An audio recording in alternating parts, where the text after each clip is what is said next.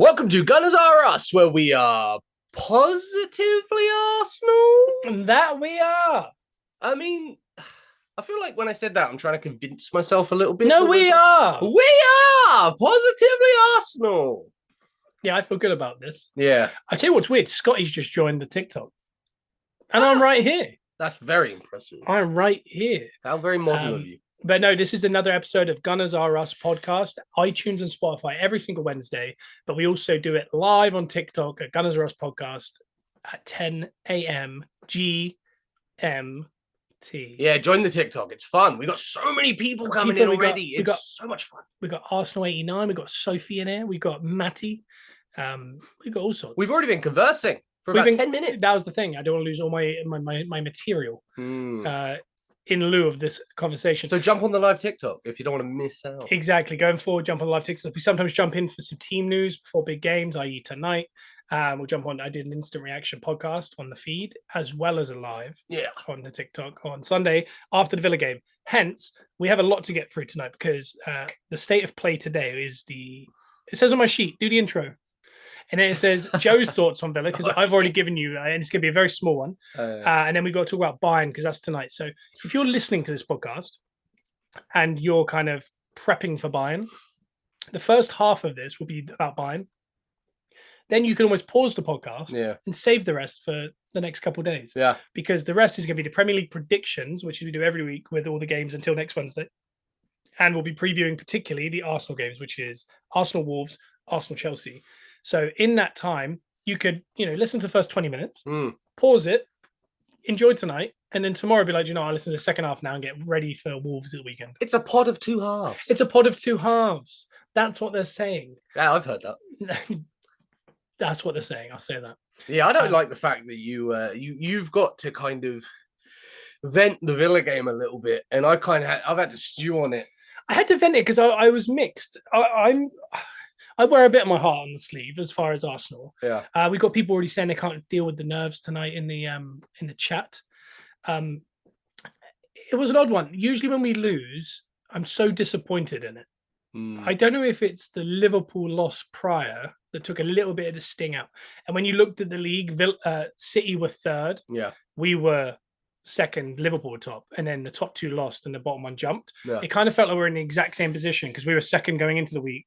We were first on goal difference, and we ended it second. Yeah. But it just felt like everyone just jumped around. And I don't know if because of that, it just kind of masked my sadness. Yeah. I was like, well, it's all within 2 points.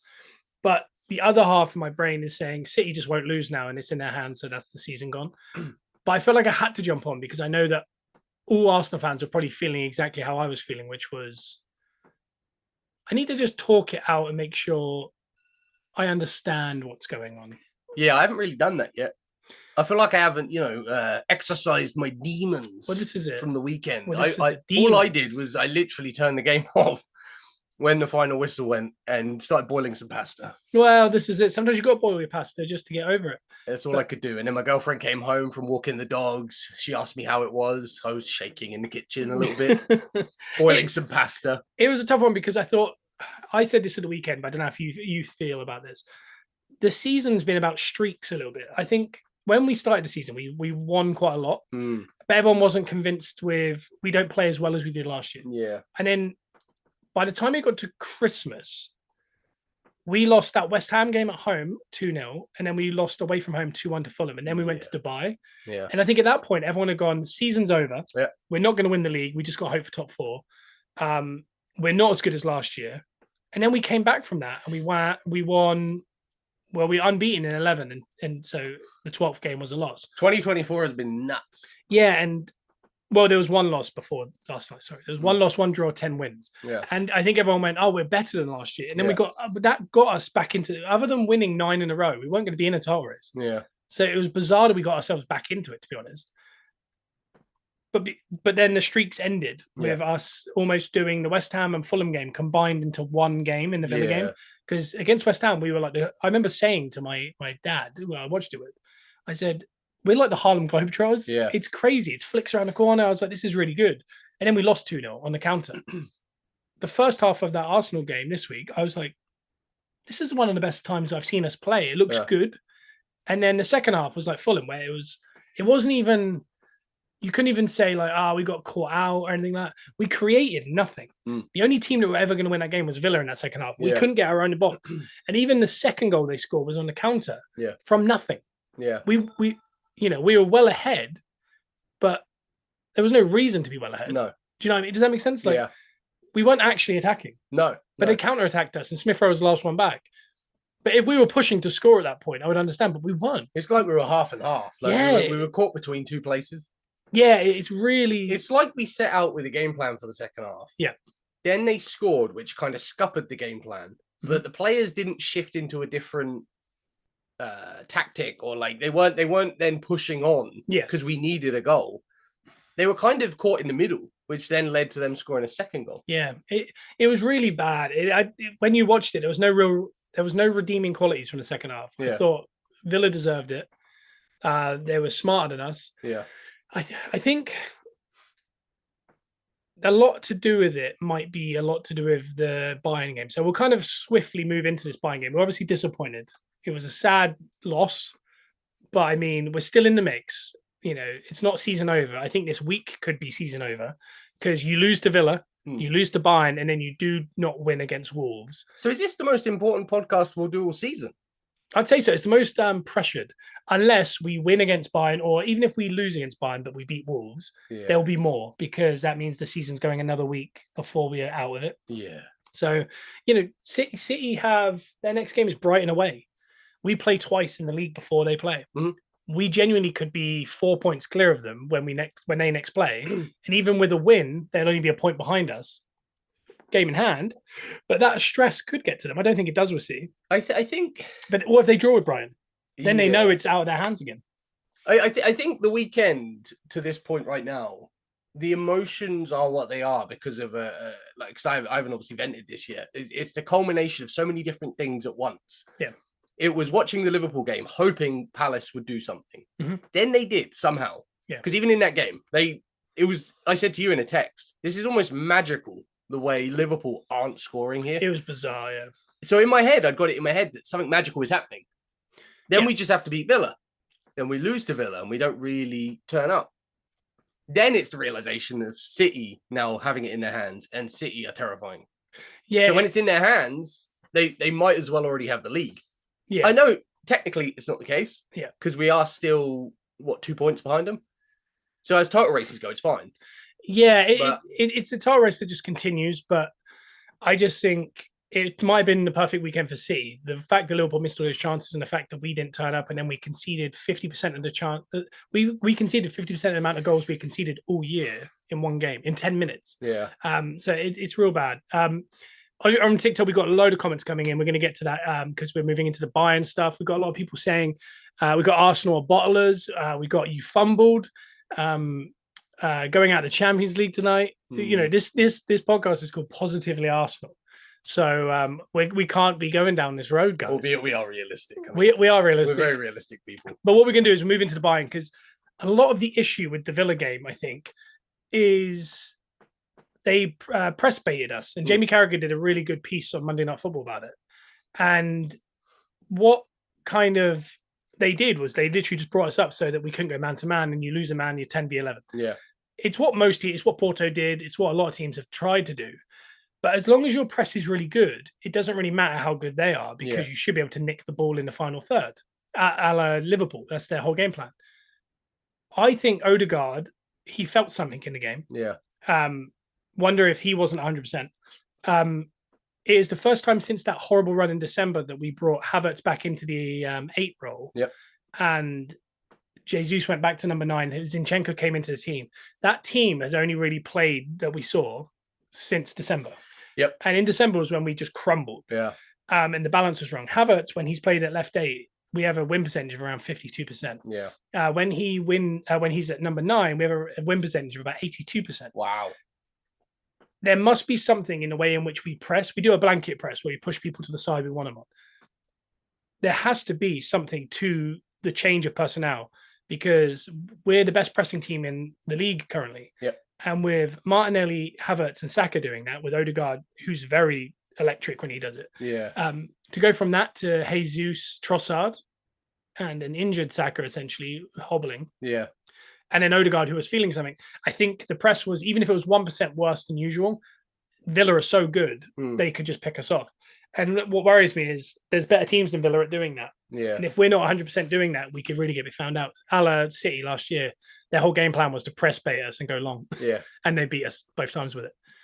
I think losing Odegaard, well, not losing him, but if he was carrying an injury, losing his work rate, because the work rate he puts in leads the whole team in work rate.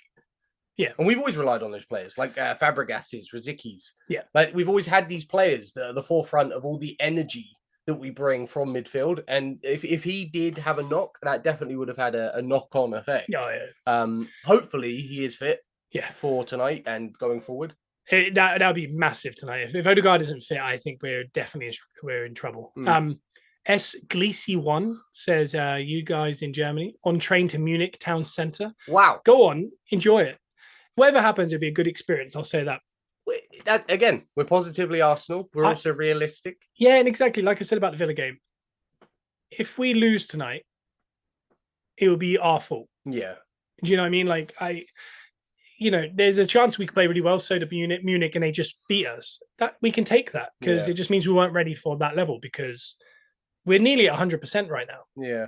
And if we can't go to Munich when they've got a couple injuries and we're in good form, other than this 1 week, we're not ready for the Champions League. And that's easier to take than VAR makes the decision or the ref or something like that. So, if you're going to Munich, enjoy it. It's a great stadium. Take it all in because it's going to be a hell of a game. Chelsea next week won't be as easy as people think. That's the thing, that's what we're saying is these next 7 days are so telling. I think if you go back 10 to 12 games remaining, I would have, if I was predicting, I would have had us drawing at home to Villa and losing to City. We ended up drawing to City and losing to Villa. Yeah. So the points wise is exactly where I thought we'd be. But what that losing that Villa game means is I don't think you can lose another one. Whereas I thought we would probably draw and lose a game before the end of the season. But I thought Villa might be the draw. I thought Spurs or Man United could be the loss. Yeah. But we'd win the others. Losing to Villa instantly makes it now it is every game is a cup final. And you have to win every single game now. Yeah. And I don't know if that's possible for us. It's tough because you're trying to stay positive, but we are hinging a lot of this on winning the league as the outcome. Yeah. But like, I can't remember who said it in the chat a minute ago. Like, no matter what happens, it's been a great season. It's been unbelievable to have season. 2 back-to-back seasons where you're actually, well, the first one we were competing with City, with the young team, young manager, basically in the starting of the foundations of what's going to be going forward. Yeah. To also now be competing with City and Liverpool, and we're in the mix. Yeah. Like, no matter what happens now, we're in the mix. Like, with what, 6 games left? Yeah. We're in the mix. We're in the quarterfinals of the Champions League. Like, if you had said that at the start of the season, we got Alan Woods on TikTok. Wolves and Spurs have a big say in the title race. I 100% believe it. Yeah. We've got, I'm not going to say your name. There's some rainbows there. Stop. The season is not over. And thank you for the follow. I saw again with the bottle. The bottle thing came up. I spoke about this on the Villa game. Sometimes in sport, one team wins and one team loses. Yeah. And it's nothing to do with bottling. Yeah. It's just life. And I think that's this occasion. I know losing those 2 games, I think Liverpool's one looks more like a bottle because of the opposition, whereas Villa are 4th in the league. They're only 6-7 points behind us. And it was a very competitive game. Yeah. They just outdid us. Yeah, but I think we just played badly. And that's happens in sport. The bottling, I don't think it can. I think Goldbridge said it best. If you kind of look into his social media, he's part of the clip of it. When you're up against the likes of City, Liverpool have been for the last 6-7 years, and they've come up against essentially a brick wall. With the 115 charges and how they got there, and the options they have, it's very hard to beat that. Liverpool have tried it a load of times. Arsenal are now having a go like they did last year. They failed. Liverpool and Arsenal are having a go now, and they might fail. Yeah. I don't think it's that. I just think we're the second best team potentially in the league. Yeah. Maybe. Yeah. But again, until the season's over, we can't really have this conversation because so much could happen. What if City lose 3 in a row and it becomes a 2-horse race between Liverpool and Arsenal? That's interesting because obviously, guy with rainbows in name said he basically said City could go out tonight and also drop points in the league still. And because we only look at it from our perspective, and we see City as this terrifying threat that are like robots. I'd love to know what City fans are saying on a City podcast. Yeah. Like, are they doing the same thing we're doing? Yeah. Where they're not expecting to win these games, whereas we see City as, oh, they're going to win everything. Yeah. Like, they're just going to win the Champions League and carry on winning the league. Is it just the fact that we're Arsenal fans and we're seeing it from the outside? We have like a PTSD or a nervousness. Yeah, I think so. I think it's also experience level, because with City, they, over the last, since the 115 charges started, essentially, they've had a lot of experience at winning the title. So every year when it comes to this, I don't think they really feel any different. Last year, we didn't think they were at it fully, and they won a treble. Yeah. They're in the treble again this year. Like, if you think about it, if Arsenal go out tonight and City go through, they're winning that Champions League. Yeah. They're too much for Bayern. They're too much for PSG. Yeah. So Champions League will be City's comfortably. Yeah. The FA Cup will be City's comfortably. And the league, if they don't feel that nervousness that the other two are feeling, they're going to walk another Premier League. And that's to win 4 Premier Leagues in a row, to win 2 Champions Leagues in a row, and to win 2 trebles in a row with being the FA Cup. Yeah. Mad. That it would be the best team ever. And the fact that it's got an asterisk next to it, and we don't know what's going to come of that, the charges, makes it a little bit tough to take, because even for a City fan, it must be horrible, because you're like, did we actually do it fairly? I'd love to hear from more City fans, just to know where they stand on it. Like, how do they feel about it? Are they excited? Are they happy? Are they a little bit trepidatious about the whole situation and how they've got there? Like, I'd like to know, just in general. Ian Hefferman says, over 2 seasons ago, he was second best, but the way Arsenal are progressing, it's exciting. That's exactly how I feel. And I'll get to Daniel Sabanzi and Ethan LUFC, I think, Mako. It's Real Madrid's year, potentially. It does feel, but there is a little bit of something going on there. Yeah. And Daniel's question is about Partey tonight with Rice. I'm actually thinking the exact same thing, Rice and Partey together tonight. But I must admit, last week against Bayern, when we dropped to Rice into a 6, and Jesus, weirdly, everything we did against Villa was what was going right in the Munich game. So the Munich game felt quite stifled until Havertz dropped back, Rice dropped back, and Jesus came on. Then and Trossard came on, and we went, wow. So what he did is he played that exact team against Villa, because he thought, oh wow, that was really good against Munich, and it didn't work at all for them. I think he might stay with the Villa team for tonight, because it actually was working better against Bayern Munich than it did against Villa. Because naturally we were all going, go back to the Havertz thing, but that was the team that was stifled against Bayern Munich in that first half when we went 2-1 down. So he changed it. That worked really well, and we were really good. And we thought, that's how we have to start next week. Then the Villa games come and kind of muddied the waters a little bit, because that exact team we all wanted for me, like this time last week on the pod, we were like, when I did the when we did a TikTok, we were saying the team that ended the Munich game is who has to start. That ended up starting against the Villa game. And then we've all gone, well, we can't do that because that's rotten. But I think different teams create different situations. Different teams and different points in the game, depending on what the other team are doing. Like, I don't think you can rely on like a set 11 for every team at every point in the game. No, Alan Wood said Trossard on the bench is a better impact. I 100% agree. I thought Trossard against Munich when he came on looked so sharp. But he's an impact player. He's an impact player, and which is odd because you kind of think Martinelli would be, but I think with the pressing and stuff like that. We've got Sonny saying Premier League predictions. We kind of just done this. I don't know, but you would assume City. But anything could happen, and that's what kind of making this year quite. I think it's the most exciting title race ever. Oh yeah, because there's 3 teams. There's 2 points in it with 6 games remaining, which is mad. But what we were just saying as well, where we were talking about, if you had said to me at the start of last season that we were going to be a title contender, I would have laughed. Everyone would. Everyone predicted we were going to come outside the top 6. We ended up coming second, and we bottled it, supposedly. This year, Liverpool, everyone said City will win it again, or maybe it was Arsenal's a fluke. Will they be in it? Liverpool will be in it because, they're the best team other than City in the last 6-7 years. Liverpool 8 points ahead. Like at Christmas or January. I mean, they're now 3 points behind. Is mad.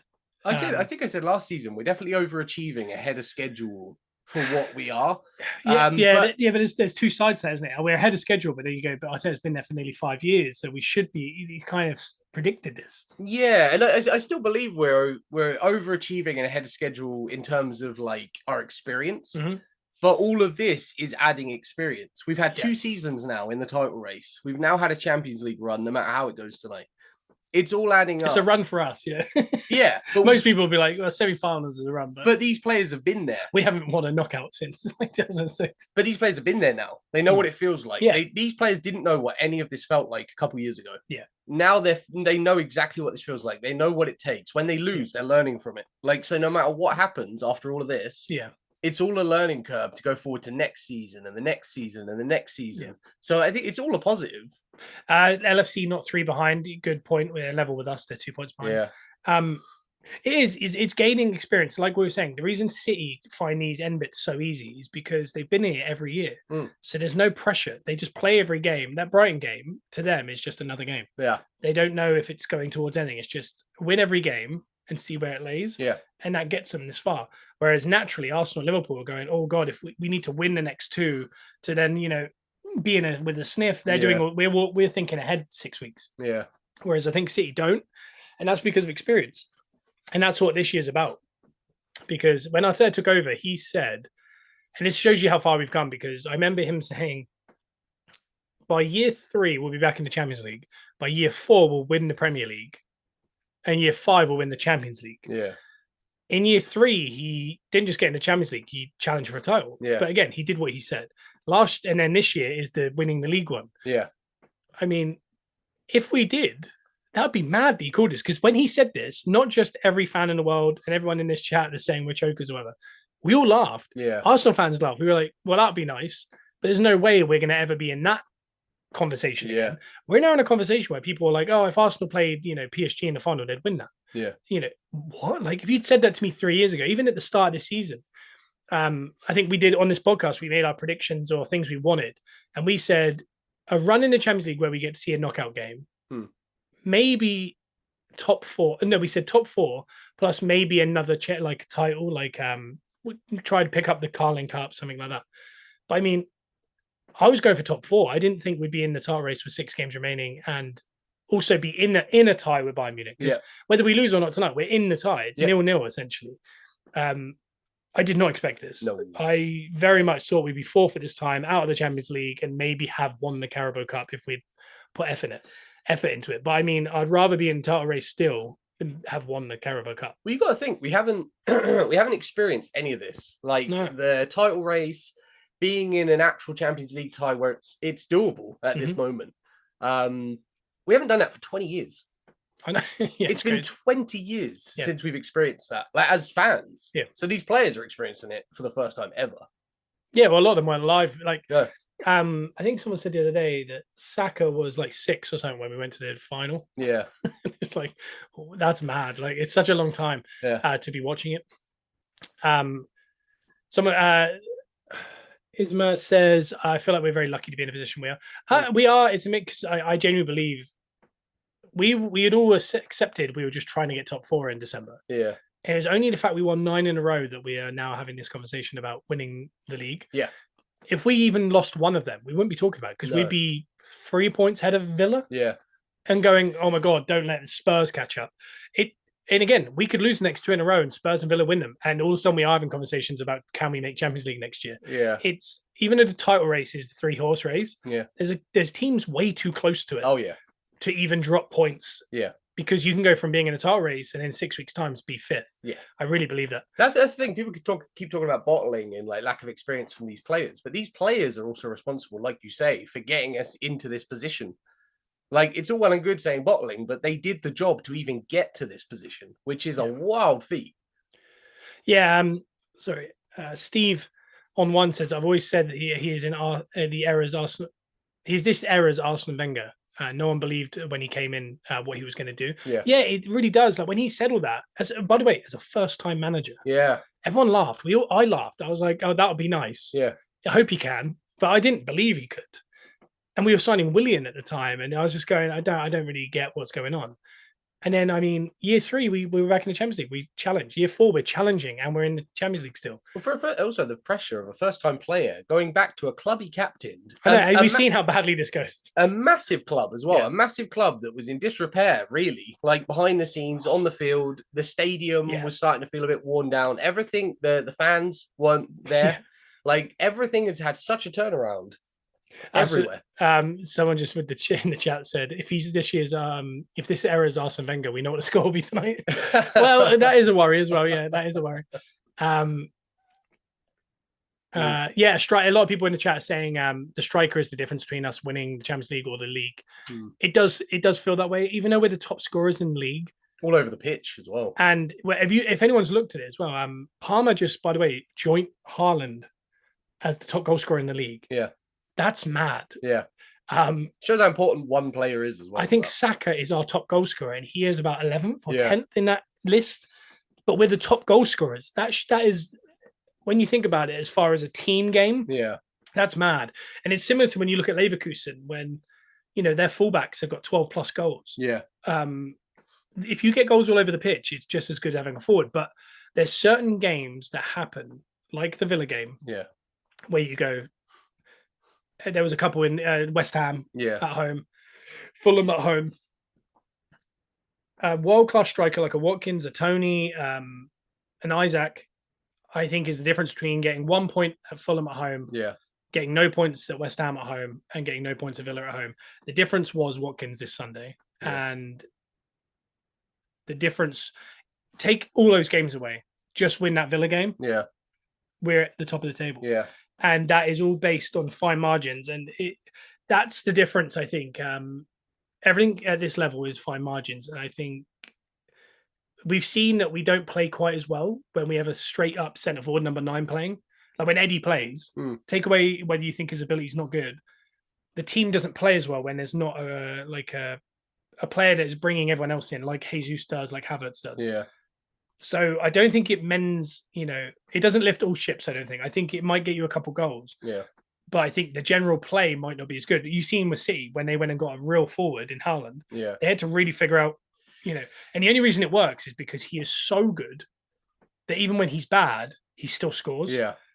And that's helping them. But it's definitely hindered the whole team. Yeah. And I don't know if we're the same. I don't know if we end up maybe going and buying a winger.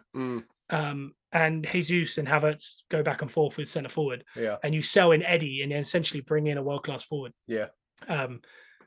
Winger. Because I don't know if he likes the idea of out-and-out forward. I do think a Tony scores in those games. Yeah. But if Tony scores in those games, he also plays the next 3 or 4. And then maybe we lose or draw a couple of them because the overall play is not as good. It's so tough. That's why I'm not a manager. But there is definitely something there. Yeah. That the style is only conducive to certain types of players. As far as tonight, the last thing we'll talk about the Bayern game. Davis is out. Koeman is out. Yep. Gnabry's out. Neuer and Sane were doubts, but it looks like they're going to play. Yeah. I don't know if Sane can play a full 90. I think he was the best player on the pitch last week. Yeah. As far as Saka and Ben White and Odegaard, if Odegaard is fit, that side is where we get all our situation going. They've now got not Davis to deal with. Yep. And they haven't got Koeman Gnabry, and they haven't got Koeman covering if Gnabry wasn't fit. There's nothing happening there. Yeah. The right hand side will be Sane and it'll be Kane. But as far as that side, it is definitely weak. Yep. And it is definitely our strongest point. True. Going forward, Yeah. So if we can go down that side and actually put together the passes that we've seen all season in our good spells, we can really cause some damage. The goal came from that side with them both playing. Yeah. With Saka, the first goal. Even the second goal was cut in from that side. Yeah. So even though it was their strongest point, we managed to score from it. So now it's becoming their weakest point. We have to go after it. But I do worry about what kind of football we're going to play tonight. I do think we might go 11 men behind the ball and try and counter. I think we're going to play it like the City game that we played at the Emirates. Sorry, the Etihad. Yeah. But with a little bit more strength in the actual counter. I don't think we really overly tried to counter against City that much. No. We still had times to score. Yeah. But I do think that's the plan. And I'd rather us go out there and say, we're better than you. We're going to have the ball. But I just don't see it. I think it's going to be a very defensive performance, but you do worry that they score even with us playing defensively in the first 10, 15. Yeah. And we can't get back out of that idea. And the game dies. I think it has to be, because that last game, we very much could have beaten them. It was our own mistakes that led to them being in the game, really. Like 2 defensive errors caused both goals for them. That's the one big benefit. So the confidence should be up. Yeah. Because we know we can beat them. We know we can, even at Bayern. I know they have no fans at the Emirates. It's a very different game. But I know we can beat them, and they should know they can beat them. So the confidence should be fine compared to like past years. Yeah. It's just whether or not the players turn up with that confidence. Because we have seen the players turn up and play like they're playing giants. Yeah. That and Arsenal 89 brings up a point of Bayern lost the league this week. So they will be going all out to save their season. That's the thing is, when you look at the fight, we're talking about fine margins. We had no crowd, no Bayern crowd at the Emirates. And we were in very good form. Yeah. And we drew.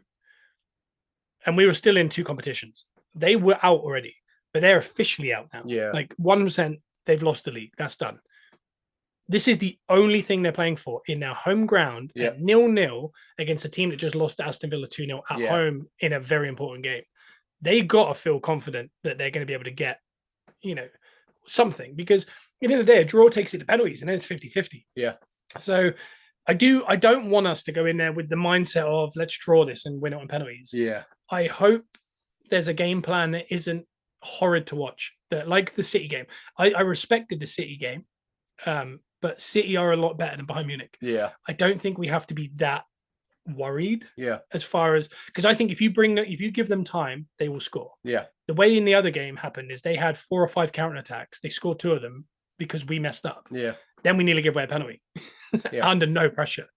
So we created all our own problems. I feel like the deeper we get, the more problems we're going to create for ourselves. Yeah. And I don't think we can change gear once something happens, like they score. Because Kane is so good. If they put in a few crosses, Kane will score a header. If Kane gets the ball on the edge of the box, he's so lethal from outside there. Yeah. I think you go 1-0 down, and I think we can't recover from it. I think we have to almost play exactly how we played at the Emirates and make them play the counter attack. Yeah. It's so tough. It's so tough. And again, like I said earlier, I don't know. This is why I'm not a manager. I don't know what I'd do. But it's easy for us to discuss it on the outside, but actually being there and trying to figure that out and knowing the pressure that comes with that. In the chat, though, if you guys could give us what you think your predicted 11 will be, because I'm thinking it's going to be rare. I think if you go from right back to left centre back, White, Saliba, Gabriel, I think so far everyone could agree. Yeah, the talking points are in the next few positions.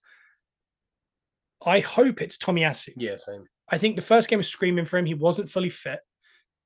I think Tomiyasu is the perfect combination of Kiwior and Zinchenko. Yeah. He's the best defensively out of the 3 of them, but he's probably second best attacking after Zinchenko. Yeah. But the way Zinchenko's been playing, I don't think he should play against Bayern Munich. And they were peppering him in that last game. Once he came on, by the way, he did nothing wrong. Well, that's where their threat's coming from, that side. So, yeah. He came on and we didn't concede. But, his confidence is low. Simsa, something in the chat.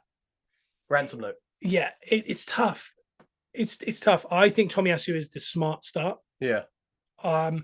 It's tough. The Villa game really muddies the water because we're all like Arsenal 89 says Jesus plays, we lose. But Jesus is the reason we got back in the game last week. Yeah. That's what's so weird is we played the team that was elite in the Premier League against Bayern Munich. We got stifled. We changed it. They were so good. He put them out against Villa. They were awful. Yeah. So now do we go back to this? Does the Villa team just play again because they were good against Munich? Or does he lose all confidence in that team and go, we have to go back to basics? I think at the start of the season, we always mentioned that the big games, Havertz always starts up front. Yeah. We kind of said at the start of the season, I think every time there's a big game, Havertz will start front. Yeah. And against City, he always starts up front. I wonder if that is that again today. I'd like to think so. Joe says Gnabry should start. He's out. He's officially out. Yeah, unless it's mind games. Yeah, I don't think that one is, but by force, of course, let Bayern have possession. They will make anything out of it. Counter them like we beat City 1-0. It does. I just hope it's not so low block that we can't get out and we can't figure it out. I think I think Martinelli could have a field day if we do that. Yeah. Because I think he's got the pace on them, especially with Davis out. I weirdly, I don't know why. There's nothing that's telling me this other than the end of that Bayern Munich game last week. But Partey and Rice and Odegaard, is something that it could be interesting to me because Partey made so many nice passes. Yeah, but I think when Zinchenko doesn't play, he likes to have Jorginho in there to be that kind of level head. I'm not saying Zinchenko's a level head, but he likes that type of older head that's going to just keep the ball moving. So I think if Zinchenko doesn't play, Jorginho plays. If Zinchenko plays, I think Rice goes 6. Yeah. That's my theory. But I think Tomiyasu to start, like George has said, on the left. I think if it's the end of last game, I think it is Rice, Havertz, and Odegaard in the middle. Because Rice was so much better once he went to 6 against Munich. He wasn't against Villa as much. And I think it's Jesus, Martinelli, and Saka up front, which we don't get to see that front 3 often. But Tomiyasu is the talk. I think really it's centre forward, 6, and the left back that we don't know. I think everything else is quite self-explanatory. Yeah. But I mean, we've done quite a lot on the Bayern game. That is tonight. Like I said, if you're listening to this on podcast, you could almost pause it here. Yep. And come back to the rest of it tomorrow. One of 2 halves. Because we're going to get into the prediction league, which is where we guess the outcomes of all the Premier League games until next Wednesday. And this week we have 8 games. Wow. Not as many as past week. There's only 7 this weekend, and there's 1 on Tuesday, but the rest are all on Wednesday and Thursday. So this time next week on the Gunners Rest podcast next Wednesday will be, I think we've got maybe 17 games to predict. Well, the last couple of weeks we had 15 a week. Yeah, so it's a busy old time. Woo! But we're gonna take a short break from our sponsors from SeatGeek. Shout out to SeatGeek for sponsoring. We recently became a brand ambassador for them. SeatGeek is a ticket app that takes the confusion out of buying tickets. They have a 0 to 10 score on each ticket to know if you're getting a good or bad deal. Green is good, red is bad. Plus, our listeners get $20 off their first ticket purchase with our code TBAWRESTLING. Click the link in the description to download the app. Remember code TBAWRESTLING. Thanks again to SeatGeek. Thank you, SeatGeek, for that short break. At TikTok, hey, if you didn't know what was going on there, listen to us on iTunes and Spotify. Gunners are us, like Toys R Us, and download the pods. Give us a 5-star review if you can. And you can get that code as well, TBA Wrestling for SeatGeek. Yeah, $50. $50. It's not $50. It's $20. $20 off your first purchase. All right, relax. Yeah. So last week we got you were in last place. No. Ending your good streak. Bottling it. You got 2 out of 10. No. Yep. I got 4. Simon got 5. So that puts Simon at 130 points for the season. Me at 136 and you at 145. Oh. So I'm under 10 points ahead behind you now. Oh my goodness. For the first time in a long time. I'm bottling it. You are bottling the season. My betting did also bottle it. It did bottle it. So yeah. I was not onto one. Bet responsibly, but my betting was awful this weekend. Here we go. So, Dean Sanders up the Villa 2-0. Yeah, hey, I've already given you a lot of credit for that. It's very impressive. I finally moved on. Yeah, it was very good. You deserved it as well. So, Premier League Prediction League, it starts at Luton versus Brentford. Interesting. So, all season, I've kind of mentioned, I think Luton, if they can stay in and around the relegation zone, like kind of at the top of the relegation zone, not dropping as far as Burnley and Sheffield United. Yeah. They've got this home game. Then I think they've got 2 away games. Then they've got 4 home games on the bounce to finish the season. Because if you remember, they had to start the season with 4 away games because of their stadium. Yeah. So I thought because of their very exciting at home and then having that 4 weeks at home where they can kind of build an atmosphere, I really feel they could be safe. Yeah. And I think it's going to come in those 4 end games. Yeah. I think Brentford, at the minute, they've kind of dropped Tony for whatever reason. And for whatever reason, they've gone with Mope, Wissa, and Mbeumo. Yeah. And they don't want to play Tony as much. It's very odd. They're not as strong, I don't think. They had a really nice spell there, but I think they're starting to decline a little bit. Yeah. I'm actually going to go with a Luton win here. That's fair. That's fair. I think the ball is in Luton's court this season with Brentford. Brentford aren't Brentford that we're used to. And like you say, for whatever reason, Tony's not playing. I don't know if they know he's on his way out. Maybe. Or some of the stuff he's been saying in the media. Yeah. But yeah, I'm going to have to back Luton as well for that one. Because obviously we are somewhat positively Luton as well because of Simon Miller, who can't be here this week because he's a very busy man. He's in New York. He's stupid busy. Like, we couldn't even begin to describe how busy he is. Yeah, I'm going to go Luton. I think that's... Are we not doing scores? No. Okay, yeah. Oh, my God. Playing a very small banjo. I was in a little area. That's going to sound horrific on the podcast. I apologize. Yeah, I think it's strong. Luton at home. Good game. I think that'd be fun. What is this a 3? They're all 3 o'clockers, aren't they? No. So this one is. Yeah.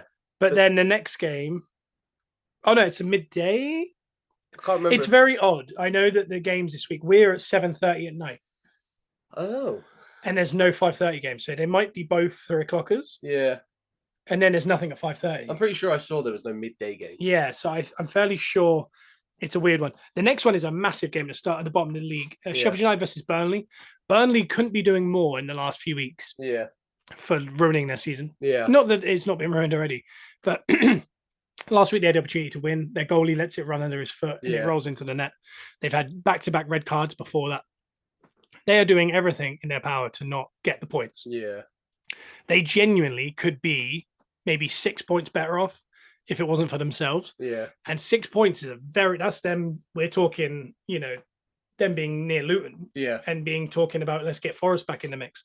So it's very bad. We've got Arsenal 89. I think Burnley 2-1.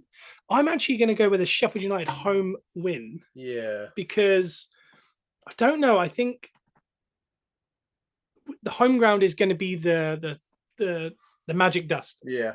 For Sheffield United in this one, but it's going to be huge. That's a huge game. That's massive at this point of the season. Yeah, Sheffield United, like you said. By the way, whoever loses is officially relegated. Yeah, not mathematically, but we can all probably agree on that. Yeah, and I think both teams are going to be very aware of it, so it could be a bit of a cagey game. But Sheffield United have definitely shown a lot more fight in the Premier League this season than we expected at the start. Burnley, like you say, they're not in that place yet. I think even Sheffield United and Luton have a little bit more, a bite in the Premier League than Burnley do. But Burnley, for whatever reason, they're not quite in that Premier League mode. I'm going Sheffield United. Okay. Makes you wonder, though, innit, with the JJ Watt link. Does he think that they can tank that season and get some players? He thinks they're going to get a draft? Yeah. CF1, I got to just take a break to answer this. Are you going to beat Bayern Munich or just tell me straight? We've talked about it a lot. Listen to this is our podcast, Gunners Are Us podcast, iTunes and Spotify. Go download it. We just talked for 40 minutes about it. Yeah. To tell you shortly, we're going to win. Hell yeah. Ooh. Hell yeah. Come on. Hey, come on, Bayern in the chat. That's crazy. That's different. If we lose the season finish, I don't know. I think if we lose to Wolves, it'll be more worrying. And that is the game we're on now. So Wolves v Arsenal. Wolves have a lot of injuries. They've been very good on and off this season. I'm not 100% sure what we're going to get from Wolves. Yeah. But I'm with predicting. I always assume if we play at home, we're going to win. Yeah. If we play away to those types of teams, we're going to lose. Yeah. Like if this was Burnley away, I feel confident we should probably win. Yeah. But that mid area, like when you get to like Wolves, Fulham, Brentford, Brighton, I don't like those. Well, they're all past bogey teams for us as well. Yeah, and I instantly go, this is a worry. Yeah.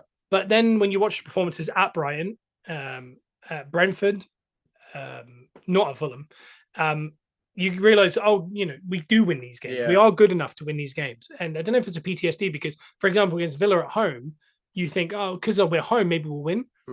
It doesn't always go that way. So I think we will win this. Yeah. But I think if we lose to Villa, we lose to Bayern, there's a chance. The season's not over because obviously we're in a title race. Yeah. But there's a very big chance that it's going to take a couple of weeks for them to get over that week. Yeah. And that could mean we drop more points. I think whatever happens tonight, they have to basically say we have to win the next 2 games before City play. Yeah. We have to beat Wolves. We have to beat Chelsea. If we do those 2 things, like I said earlier in the pod, we'll be 4 points clear of City before they play. So momentum's in our hands. And then that's the only time I think City could potentially feel any kind of pressure and go, oh God, we got 2 games in hand. If we win them both, we're ahead. Yeah. But also, going away to Brighton next. Yeah. If they drop points there, then on the paper, they're 3 points behind. Yeah. And, they start to panic. We have to win now. Yeah. And then when you start going, we have to win, I think that's when the nerves kick in. Yeah. So I'm going to go with an Arsenal win. But I really think there's not been a more important week in Arsenal, and we started it badly. Because I even said last week on the pod, we need to beat Villa, we need to beat Bayern, we need to beat Wolves, and then just go and put a line for it and go, yeah, that was huge. Yep. And now it's cup finals. Or you have to win against Villa and Wolves and lose to Bayern. Or you got to, get one out of Wolves, nothing out of Villa, but you win against Bayern and that continues.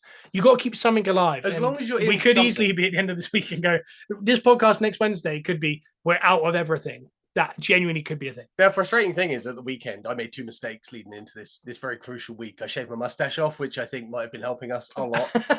Well, the Arsenal team were worrying about that. Just because I have had that mustache all winter and it did very well for us. And also, I started looking into when the last day of the season was. So I was like, I was thinking well ahead, like just so I knew I would be here to watch it unfold. Yeah. There's a chance after this week. There's no reason for me to even look at. I did the same thing last year. I looked ahead to, because I think I worked on Sundays at the time. And I think I looked ahead to book the day off. And the minute I did that, it all went wrong. It all went wrong. I was looking too far ahead. We got Cheeky Gooner in there. Hello. We know you. 2-1 Arsenal. Trust on the Saka. I like that. Dom says sounds pretty iffy and but City ain't losing. That's the worry. I think City just will win out. That's realistic. We have a comment here that I want to read out because it's really interesting to me. He's ripping into the amount of engagement we got here. Oh yeah. Hey, it's 10 o'clock in the morning. Relax. And he's called me fake Mason Mount. Is that you or me? He says on the left. Your left So or our if left? he's looking at the screen, I'm on the left, right? Yeah. Which way are you looking? And I can't imagine you look like Mason Mount right now. I have no idea. I assume it's me, but do you know what? I'm taking that as a massive compliment because I get way worse. And you're both very good at Fortnite. Is Mason Mount good at Fortnite? He's a big gamer, yeah. I'll say this. Mason Mount's a good-looking guy. He is. Thank you, whoever that was. I appreciate that. CF1, 2-0 Arsenal, Odegaard and Gabriel. I would love that. Do you know what? With this game, it's heart and head. There's a bad... I'm putting you down for Arsenal. Well, I'm going Arsenal because okay, I can't not go Arsenal. But there is a very scary... But I feel like deja vu. It feels like we've been here before, where we've lost to 2 Midlands teams on the bounce and gone out of a Champions League. If we can look back in the history books, I feel like at this point in the season, somewhere in the past, this has happened. Yeah. But I've got to go Arsenal because we're staying positively Arsenal. Okay. We're going to stay in something. I don't know what, but it could be both. You never know. The next game is the rival, the derby of the deducted points. Ooh. It is Everton at home to Forest. Who can lose the most points? Everton was so bad against Chelsea, like bad, like really bad. Yeah. But going into that, they had one of the best defensive records in the league after Arsenal and Man City. Yeah. It was very out of character. Forest have actually started to get a couple of results. I think, again, this is a big week in the relegation. It's a big week in the Premier League, I think, because if Everton win that, they're not by any means safe. But I think the loser of that game becomes the team that Luton are trying to chase. Yeah. Does that make sense? That does make sense. I think this is massive for whoever's down there because obviously it is a 6-pointer because you're taking 3 off of a team and gaining 3. Yeah. I think Everton are going to do this. Yeah. Calvert-Lewin missed out after getting a couple of goals. He missed out this week because of an injury. It's something he can't get past. I'm actually going to go with Everton here. I think they're going to be too much, and I think maybe the atmosphere is going to start lifting. Similar to Luton at home, Everton do this. They get into these relegation battles, and then they scrape it at the end, and this is the kind of game they'll win. Cheeky Gooner says 2-0 Forest. What do you think? Everton are, like you say, the survivors of the Premier League. They seem to figure it out every time, but this is the first time they face point deductions, so I feel like it's a lot tougher. But they do bounce back. They show fight when these deductions come up. Yeah. I think they've got more fight in them than Forest, albeit I like Forest a lot. I'm going to go Everton as well for this one because I think Everton will just turn up, get the job done. They have more experience at this point than Forest do. So, yeah, and Everton win there. Cool. That's 2 for... We've gone exactly the same so far. You're playing defensive. I wasn't purposely, but... And then West Ham coming off a horrible result. Yeah. And then Palace coming off a great result. Palace look good. I thought Palace looked really good. Under the new manager, really neat and tidy. Yeah. I'm actually going to go Palace straight off the bat. I think I don't want to talk too much about this one. Yeah. London derby. I just say, Palace looked really smart, and West Ham really looked the opposite. West Ham have been odd this year. They've gone through 6 or 7 games where they'll win, and you go, do you know what? Bowen's got 20 goals in all comps. That's a really good return. He's injured at the minute, but Paqueta hitting out at the end of that game is just ridiculous. Like, they show so many bad signs, and then they go back and forth. But I'm going Palace. Now you put it in my head that I want to shake things up a little bit, but with this one, I feel like I have to go Palace. Okay. I'm going to try and shake it up in the last 3 fixtures a little bit because I bet you can't. I don't know. Here we go. So we got Villa at home to Bournemouth. Yeah. Villa was so good against us. Yeah. The Unai Emery effect is that when you have 6 games remaining and you're going for the Champions League, you will do something stupid. Yeah. Cheeky goodness says Palace 1-1 with West Ham. That's a good. That's fair. It was. I did think about it. And now he's saying 2-0 Villa. I'm gonna let you go first. Okay, that's a good idea. Maybe we should let me go first, like from now on, just because I am. I think go back and forth, really. Champion's advantage in that. Don't do that. Thank you for the follow. Yeah, Villa Bournemouth. I'm gonna go. It's hard to go against Villa just because of how good they can be. I'm gonna go Bournemouth. Okay. I'm gonna go for a surprise Bournemouth win. Why? Same. No. I'm going Villa. Wow, you played devil's advocate. Well, you've kind of given it to me purposely to make it more interesting, but this is where Bournemouth win. Yeah, needs to get further ahead. Villa all day from Gav. It does feel that way. I think that's just they're so good at home. Yeah, I know they got a big week because obviously Thursday they've got the big return leg. They're 2-1 up. That's really important to them, I think. But as a Villa fan, I don't know what they prefer. Yeah. Obviously, they'd like to get top 4 and win a trophy. That would be awesome for them. But sometimes you've got to give one to get the other. It's similar to what Arsenal and we might get neither. But you will get one of them, I would have thought. Fulham versus Liverpool. Now, I feel strongly about this. Okay. You go first for this one, yeah? Yeah. It's a draw. Okay. Yeah, that's fair. I definitely think there's an upset on the books there again. Like, I think Liverpool are going to start showing cracks. They can't ride emotion to the end, I don't feel. Cheeky Gunnar says 3-2 Fulham. Yeah. Do you know what? I'm going to agree and go Fulham. I think there could be a chance that the wheels start coming off a little bit. So that's where Simon gets points because he goes sensible and goes Liverpool. He does, yeah. I feel like we fudged the numbers at the end here a little bit. We messed it up. I think that could be an upset. I think Liverpool... They missed so many chances. And the only thing I'd say is they missed a million chances, which makes you kind of realize that they are really good. They just got really unlucky. Yeah. Because that's the difference between Arsenal's game and Liverpool's game. Liverpool deserved to win. Yeah. Arsenal did not. No. And that is the worry. You can kind of take that into your next game and go, if you're Liverpool, you're not downhearted by that. You just think something weird happened. But in the first half, Palace could have been 3-0 up. Yeah. They don't start well, Liverpool. Yeah, no. And they could have been coming down from 3-0 and they could have won it 4-3 on another day. But on another day, they could also have lost 3-0. So they're a really odd team. They do give up a million chances. And Fulham don't need many chances to get a goal. Yeah. So I don't think of the top 3 teams. You've obviously got City, who are the robots. You got Liverpool, who play with emotion and heart. Arsenal are that in between, where they can play robotic, but their emotion and heart can get involved sometimes. Yeah, and do something really bad. Gav says Liverpool couldn't even finish their tea. So the last game is Arsenal versus Chelsea next Tuesday. Okay. That is the last one we're predicting here because next Wednesday, this exact time, we'll be predicting Wednesday, Thursdays, and next weekend's games. And it'll be your birthday. It'll be my birthday this time next week, so do something. Big Bevo's just joined. You know the rules. Big up. Arsenal v Chelsea. It's going to be a tough one. I think the only thing I'd say about Chelsea is they're not good. Yeah. Cheeky Gunnar thinks 3-0 Arsenal. They're not good, but Cole Palmer is very good. It's very... we hadn't just lost to Villa, it's so hard to predict this because so much could have gone wrong before this game. It all depends. If we beat Bayern and then we beat Wolves, I think we steamroll Chelsea. Yeah. If we lose one of them, I don't know. If we lose both, I don't know if we'll win again this season, and we might come 6th. Yeah. And everyone will go, there could be a situation where Arteta gets sacked if he loses out here. That's what's crazy. Losing out isn't the worst part. If Arteta gets sacked, that's the worst. Yeah, because then we're just completely clueless. We're back to stage 1 again. It's really interesting. I don't think we'll lose out, but there's a lot of tough games. Wolves away is not easy. Chelsea's not easy. No. Then I think we've got Spurs. That's not easy.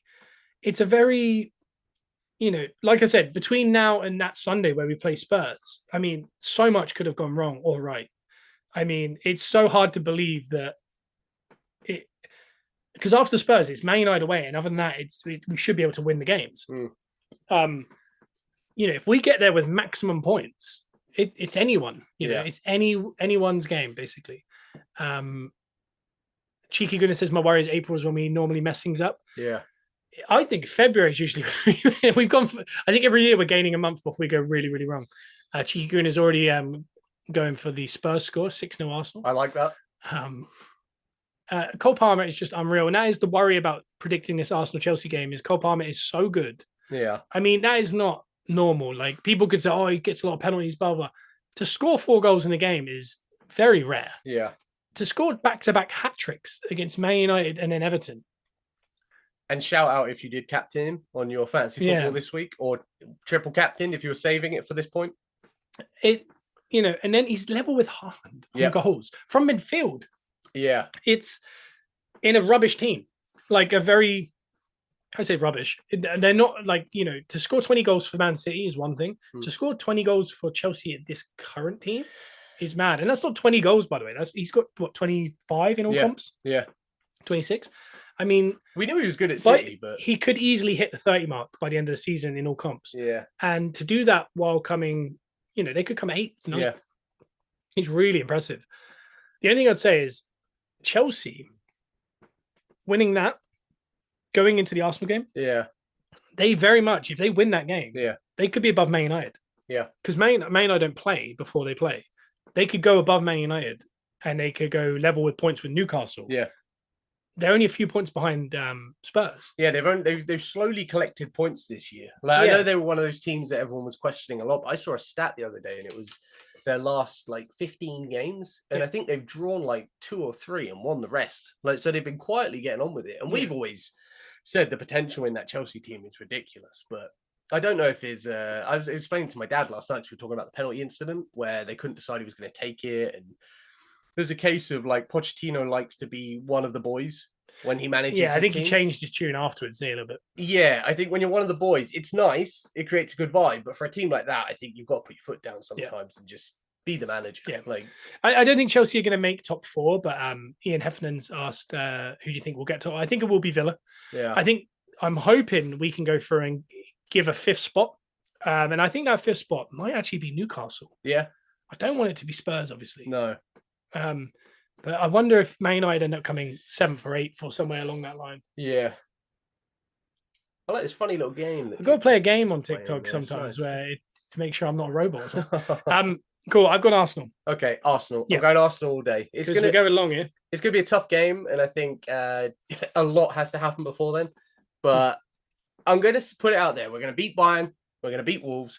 We're going to beat Chelsea. It's all fine. Honestly, I think it'd be this week, like we've been saying, between now and Spurs on that Sunday, we could genuinely be in a situation where we are 2 points off of Villa and we're 3rd, and Spurs are looming, and then beating us would get them within a point of us. Yeah. And all of a sudden we could drop to 5th or 6th with Chelsea coming up. Yeah. And all of a sudden you could end the season genuinely 5 or 6 points ahead of United or Chelsea. And everyone was talking about how bad a season they had. I think a season's only as good as how you finish. And we have to remember that because, everyone would agree that probably we've been the best team in the league this year. Yeah. Up until this week. Yeah. Where we all kind of go, oh, that, you shouldn't be able, that shouldn't happen. But it's only as good as you finish because, like I said, you could win half our games and lose half our games and come 4th. Yeah. And Villa could come 3rd. And we could be 5-6 points off of 2 teams that want to sack their managers. And that was a bad season. Yeah. It was a really bad season. The progression has to show that we come 2nd again or 1st. I think 3rd if it was on goal difference or a point or something. But I mean, we have to be in that top 3 by the end. I don't think we have to win a Champions League. I don't expect to win the league or the Champions League, but naturally as an Arsenal fan, as it's getting to the end of the season, I would love to get us further in all of them. In 3 weeks' time, I'd like to be on this podcast still in the title race. There isn't if City lose 2 in a row and we win to it, I don't want to be saying that. I want to be saying But when we win, if we win this weekend, we go back above them until they play or something. You know, I want that back and forth up until the last couple of weeks, because last year at this point, this is where it all turned and we were just chasing, and we were 4 points behind at all times, and we started to lose more and more, and it just died. I don't want it to die this year. I want us to stay in it and push them to their limits. Yeah.